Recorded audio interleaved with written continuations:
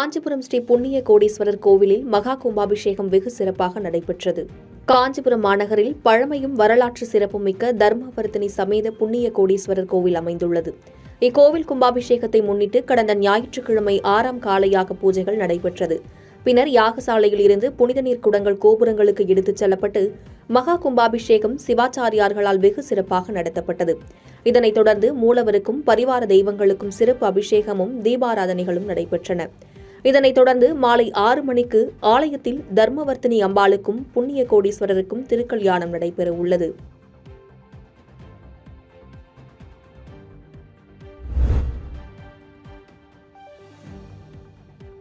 வத்தலகுண்டு மாரியம்மன் கோவில் திருவிழாவில் அழகர் ஆற்றில் இறங்கும் நிகழ்ச்சியை தத்ரூபமாக செய்து காட்டிய நடன கலைஞர்களுக்கு பொதுமக்கள் பாராட்டுகளை தெரிவித்தனர்.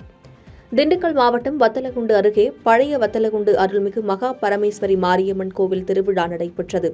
இத்திருவிழாவை ஒட்டி நடைபெற்ற கலை நிகழ்ச்சியில் நடன கலைஞர்கள் மதுரையில் கள்ளழகர் குதிரை வாகனத்தில் ஆற்றில் இறங்கும் புகழ்பெற்ற நிகழ்வை தத்ரூபமாக செய்து காட்டினர். நிகழ்ச்சியை காண வந்த பொதுமக்கள் நடுவே அழகர் எதிர் சேவை கொண்டும் அழகர் மீது தண்ணீர் பீச்சி அடித்துக் கொண்டும் ஆரவாரத்துடன் ஆற்றில் இறங்குவது போல் ஆடல் பாடல் நிகழ்ச்சி அமைக்கப்பட்டிருந்தது. இந்த காட்சியை கண்ட பொதுமக்கள் ஆரவாரத்துடன் அழகரை தரிசனம் செய்தனர். இந்த தத்ரூப நிகழ்ச்சியை கண்ட பொதுமக்கள் நடன கலைஞர்களை வெகுவாக பாராட்டினர்.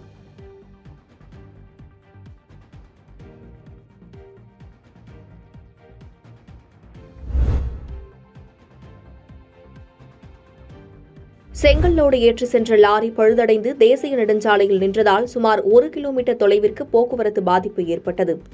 திருப்பத்தூர் மாவட்டம் வாணியம்பாடியில் சென்னை பெங்களூரு தேசிய நெடுஞ்சாலையில் கிருஷ்ணகிரியில் இருந்து சென்னை நோக்கி கட்டுமான பணிக்கு செங்கல் ஏற்றி சென்ற லாரி பழுதடைந்து சாலையில் நின்றது. இதனால் சுமார் 1 கிலோமீட்டர் தொலைவிற்கு போக்குவரத்து பாதிப்பு ஏற்பட்டது.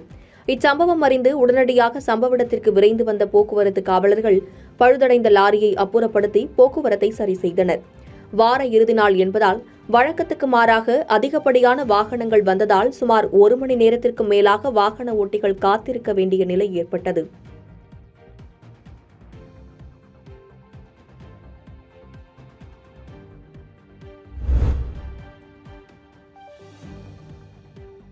ஆரணியில் இயற்கை வழி உழவர் கூட்டமைப்பினர் இணைந்து நடத்தும் ஊர்தோறும் உணவு திருவிழா வெகு விமர்சையாக நடைபெற்றது.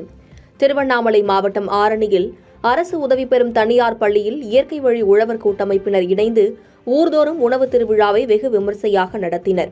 இதனைத் தொடர்ந்து தனியார் பள்ளி வளாகத்தில் மரபு வகையை சேர்ந்த நெல், காய்கறிகள், மரக்கிழங்குகள் கண்காட்சி மற்றும் மூலிகைச் செடிகள், மரங்கள், மரபு உழவு கருவிகள் உள்ளிட்டவை வைத்து காட்சிப்படுத்தப்பட்டிருந்தது. மேலும் மரபு சிலம்பாட்டம் மற்றும் இசை நிகழ்ச்சிகள் சிறப்பாக நடைபெற்றது.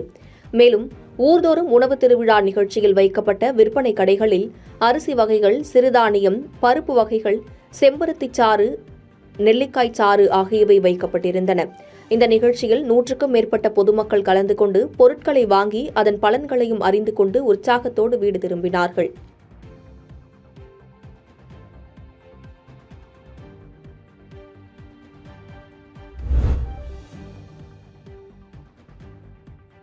மயிலாடுதுறை மயூரநாதர் கோவிலில் வைகாசி விசாக பெருவிழாவை முன்னிட்டு சுவாமி வெள்ளி ரதத்தில் எழுந்தருளி திருவீதி உலா சிறப்பாக நடைபெற்றது.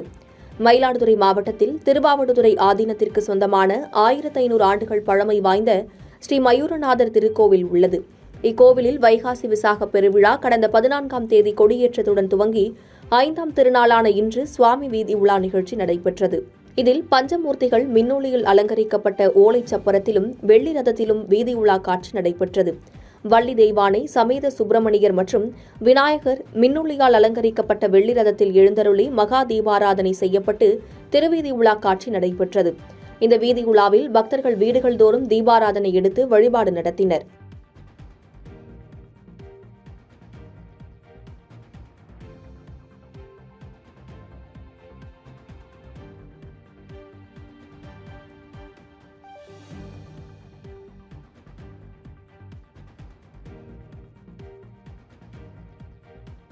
பாதகம் செய்பவரை கண்டால் நாம் பயங்கொள்ளலாகாது பாப்பா. மோதி மிதித்து விடு பாப்பா, அவர் முகத்தில் உமிழ்ந்து விடு பாப்பா. அண்மை செய்திகளை உடனுக்குடன் தெரிந்து கொள்ள இணைந்திருங்கள் இயம்நாடு தொலைக்காட்சியுடன்.